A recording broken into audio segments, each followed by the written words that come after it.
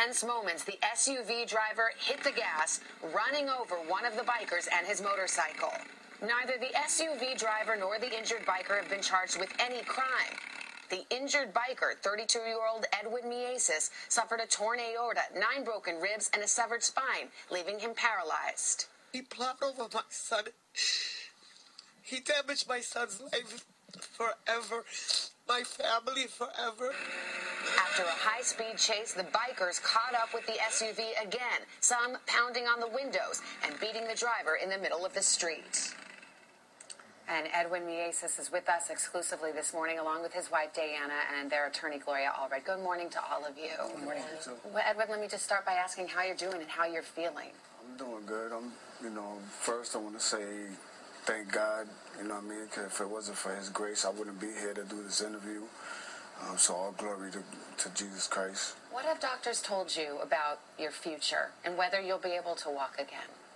They told me it was 99.9% that I wasn't going to walk, but I refuse to believe that. You're working hard in rehab. Oh, definitely. I want to walk more than they want me to walk. Let's go back to that day. For one thing, a lot of people say this was a biker gang. This was a gang in this group.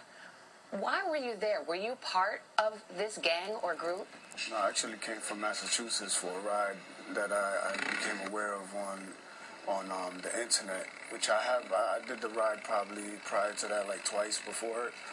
So it's just a regular ride. I didn't know nobody there besides the 3 guys that I went with. You didn't know those other people involved? No, I did not.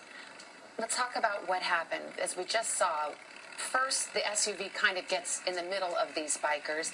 It bumps somebody on a bike. This SUV stops. Several of the bikers stop. You were one of them. Why did you get off your bike and go over there? I wanted to check on Cruz, that guy. I seen him get hit by the corner of my eye. Was he one of your friends you had come with? No. I just, we're all riding together, so I'm not going to, I just got off like any other human would. I got off to check on him to make sure he was all right. And I glanced over at the driver, to see if he was all right, too, because we're all humans at the end of the day. In that moment, did you see any threats or any intimidating action against the driver? No. Did you participate in any threats or intimidating action against the driver? Definitely not. Obviously, the driver was spooked. He takes off. He hits you. I think when people see that video, you hope that someone in your circumstances wouldn't remember, that you'd be in shock, but I know you remember everything. I was fully conscious for the whole entire thing. Can you tell me what happened? I know I got off my bike to check on Cruz and to, I'd seen the area. As soon as I seen it really wasn't that serious, I was telling guys, so let's just keep going, because I really didn't want to ruin the ride. And besides that, we was in the middle of a highway. So I just wanted to keep going. As soon as I turned around and started walking back towards my bike, that's when I got ran over. You felt every bit of excruciating pain. As soon as he hit me, I shut my eyes. I didn't want to open my eyes because I knew he had hurt me. So the whole time I'm like, I got my eyes closed and I'm like, wow, this dude he really hurt me. A little girl helped you in that moment. Can you tell me about that? She was like an angel. She kept throwing water on my face to keep me awake, and I was just like so aggravated that she was throwing water on my face that I was awake because I was aggravated. Do you blame the driver of the SUV who hit you for your injuries? No, I don't blame him. I don't blame him because at the end of the day, I'm not him to know what was going through his mind. How could you not? Do you agree with the prosecutor's decision not to charge him? Well, that's a really interesting issue. What we hope, Savannah, is that the prosecutor does not look at the public opinion, that the prosecutor looks at the facts, looks at the law, decides whether or not the driver of the SUV who ran over Edwin and sounds like you want him to be paralyzed charged. him for life, whether the driver was in reasonable fear and had any kind of justification for running over Edwin, who was just had his back to the SUV, and he was run over as he's walking back to his motorcycle. Gloria, I know you haven't yet, but are you planning to sue either the driver or the city of New York? We have not filed a civil lawsuit. I know, but this will time, you rule it out? And, well, we don't rule anything out at this time. So you're considering but it?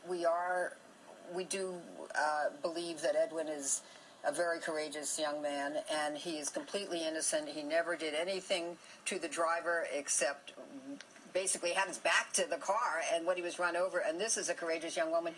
His wife, Diana, she was at his side. She slept at the hospital in a chair every night for months while he was trying to recover from this life-changing, terrible incident. And I just give all credit to her, too. Well, you have both been through so much. And Edwin, I know you've talked about how in the midst of this terrible circumstance, you found your faith, and it's really helped you. Definitely. Like I said, man, oh, my God.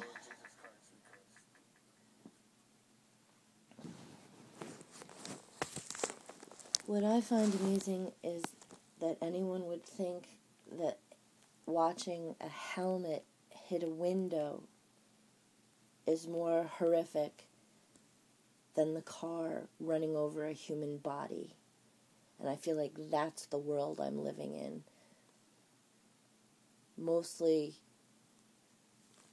this is something that's created by the media, who could,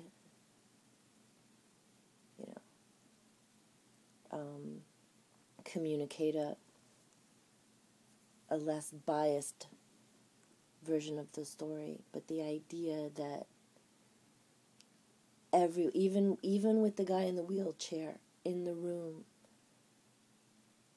they start with the end.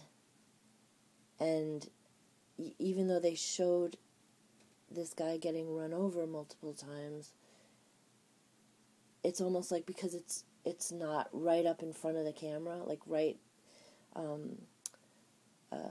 in the large frame, as clear as the end is with the helmet smashing against the window. It's like because people have to make the effort to look a little closer, it's somehow not as so much more serious. It was monstrous what this guy did. And then I think they released the pictures. And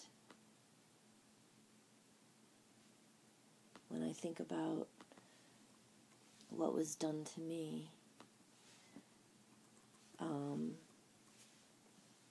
by Deborah Moore,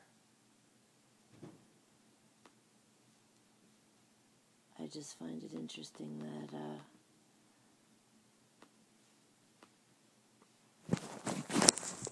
this is Alexian Lien, and yeah, it's bad, but there are no broken bones, and it's like, oh, you got a cut on your knuckle after you you could have killed 10 people. You could have squashed 10 people. But nobody cares about what happened to me because it was a cop who did it.